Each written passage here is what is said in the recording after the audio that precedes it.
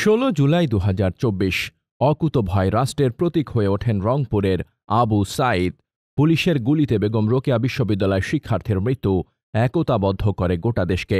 এদিন কঠোর রূপ নেয় কোটা আন্দোলন, শুরু হয় রক্তক্ষয়ী সংঘর্ষ। ছাত্রলীগের চোখ রাঙানি উপেক্ষা করে শিক্ষার্থীরা ঘুরে দাঁড়ায়। সারা দেশ থেকে আসে 6 জনের মৃত্যুর সংবাদ।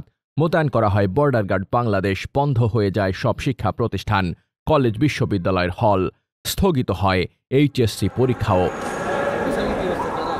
শিক্ষার্থীদের ওপর ছাত্রলীগের হামলা নিপীড়নের পর 16 জুলাই আরও উত্তপ্ত হয়ে ওঠে কোটা আন্দোলনের পরিস্থিতি।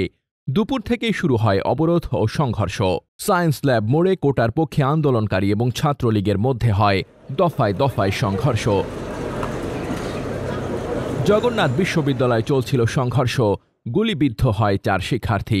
আহত হয়ে সেদিনই ঢাকা মেডিকেলে চিকিৎসা নেন 1.5 শতাধিক। কোটা আন্দোলনকারীদের পদচারণা ও স্লোগানে মুখরিত হয়ে ওঠে কেন্দ্রীয় শহীদ মিনার। ছাত্রলীগের বিরুদ্ধে রুখে দাঁড়ায় আন্দোলনকারীরা। এরই মধ্যে বেগম রোকেয়া বিশ্ববিদ্যালয়ের শিক্ষার্থী আবু সাঈদের মৃত্যু নাড়িয়ে দেয় সরকার ও প্রশাসনের প্রতি জনগণের বিশ্বাসের ভিত। ক্ষোভ রূপ নেয় স্ফুলিঙ্গে। চট্টগ্রামে শিক্ষার্থী ও পথচারী সহ 3 জন নিহত হন, আহত হয় 1/2 শতাধিক। জাহাঙ্গীরনগর বিশ্ববিদ্যালয় মধ্যরাতের হামলায় আহত হন শতাধিক ছাত্রছাত্রী।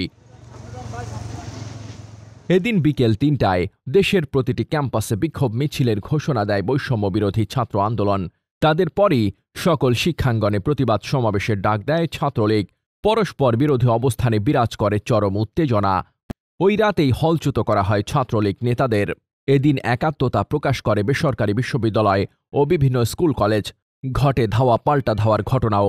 কোটার যৌক্তিক সংস্কার ও হামলার বিচার না হওয়া পর্যন্ত আন্দোলন চালিয়ে যাওয়ার ঘোষণা আসে। এদিকে শান্তিপূর্ণ আন্দোলনে চালানো হামলার প্রতিবাদে বিবৃতি দেয় যুক্তরাষ্ট্র। জানায় সহিংসতা নতুন মাত্রা পেতে পারে। আক্রমণাত্মক বক্তব্য অব্যাহত রাখেন আওয়ামী লীগ নেতারাও। আন্দোলনের মেঘ যে ক্রমান্বয়ে ঘনীভূত হচ্ছিল সেটি আঁচ করতে পেরেছিলেন মন্ত্রীরা।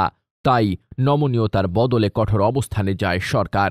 বিপরীতে জীবন বাজি রেখে দাবি আদায় সোচ্চার ছিল শিক্ষার্থীরা।